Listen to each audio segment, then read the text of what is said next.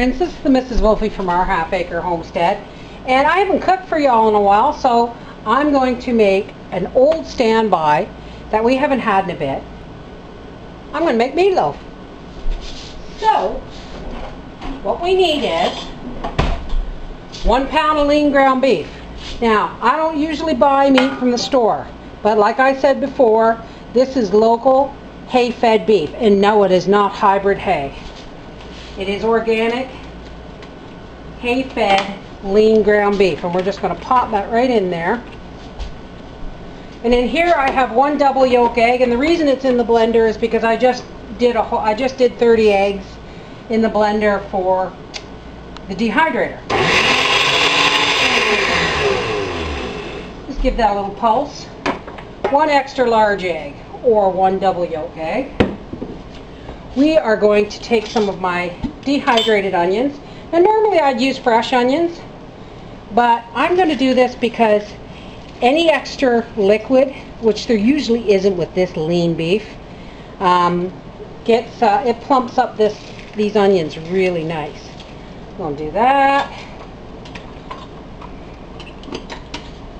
We're going to put in some of my dehydrated mushrooms.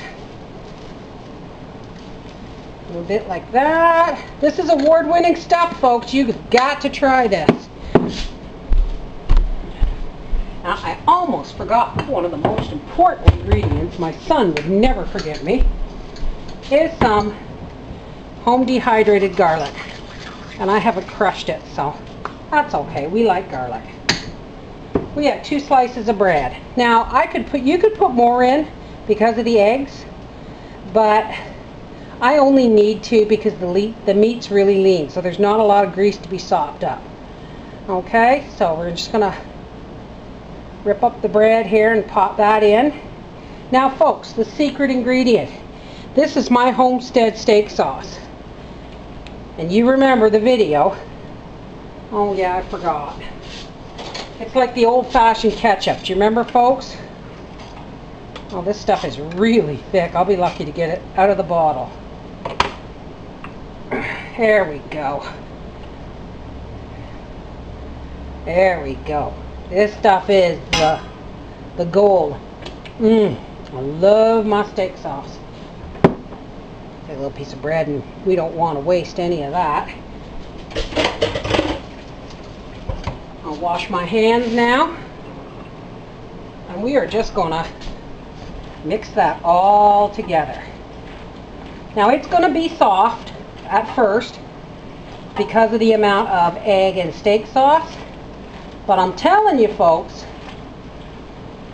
it's going to plump up. We're going to put this in the fridge for an hour before we put it in the oven, and we're going to let those juices soak into the onions and mushrooms and the garlic. We're just going to pour that, well, not pour it, you know what I mean, right into a loaf pan. And there it is. It's going to go in the fridge, and we're going to bake this later at 350 degrees for about a half an hour. And I just might make some seasoned potatoes to go with it. What do you think? I think I'm going to do that. All right, I will be back in a minute to show you how I make my seasoned potatoes. Alrighty, we're on our last potato. I know it seems like I'm wasting the ends. Canadian #1 grade A, my ass. It seems like I'm wasting the ends, but I'm not. I'll give them to the rabbits. Okay, and we're just dicing our potatoes in nice, decent sized chunks because they are going to cook for a half an hour in the oven. And we're going to rinse them off. You want them all pretty uniform in size because you want them to cook evenly. Alrighty, we're rinsing them off. We've washed our meatloaf bowl. Let's put those peels aside. And while our potatoes are draining, we're going to make our spices. Alrighty, we're going to put in, now, you see sea salt here, but it actually doesn't get put on right away because we're going to put this in the fridge and we don't want to draw too much water out of the potatoes. But I have it here because just before we put it on the table, we sprinkle a little bit on it. So, we're going to put some dehydrated garlic in there.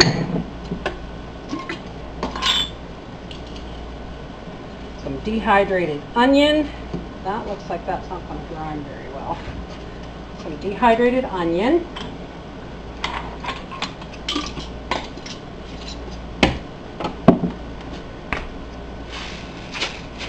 About a half a teaspoon or a quarter teaspoon of black peppercorns. About a teaspoon of paprika. This is not the hot paprika, this is plain paprika. And here's the secret ingredient, folks. Just a pinch, and I mean a pinch, of nutmeg. Alrighty. We'll just grind this up. Oh, I wish you could smell it. Okay.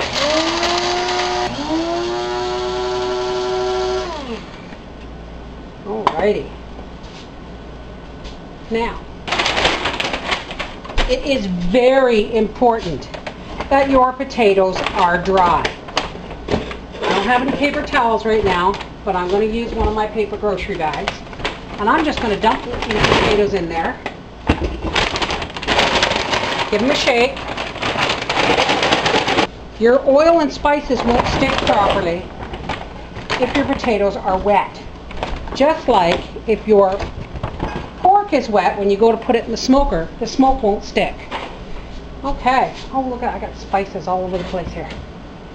Now we're just going to put about a tablespoon of olive oil. We're just going to swirl that around, and then we're going to dump our spices on. And swirl it again.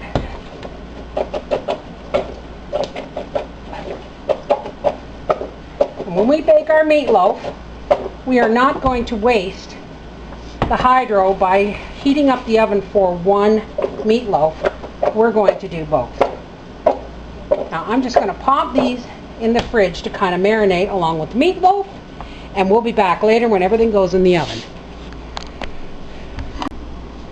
Alrighty, folks, here's our meatloaf, and I'm telling you, when you open the fridge, you could really smell this stuff.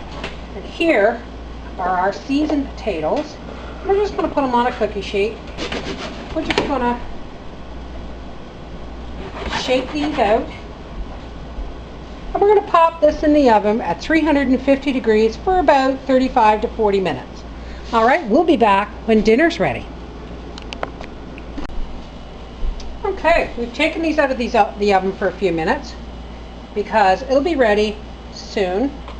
But we want to just sprinkle just a little bit of sea salt on here. Whatever's left, throw over your left shoulder for luck. And we'll pop this back in the oven with the meatloaf. And I'm going to open up a jar of carrots and a jar of beans. And that's going to be our 2 veg with our potatoes and meat. See you at the dinner table. Alrighty. Let's dish pop up some meatloaf even though he's not at the table yet. I wish you guys could smell this.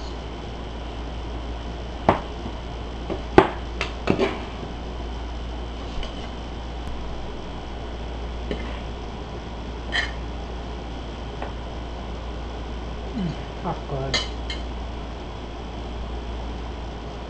Good stuff. This is the Mrs. Wolfie from our half-acre homestead saying, just because it's meatloaf and potatoes does not mean it can't be delicious. Have a great day.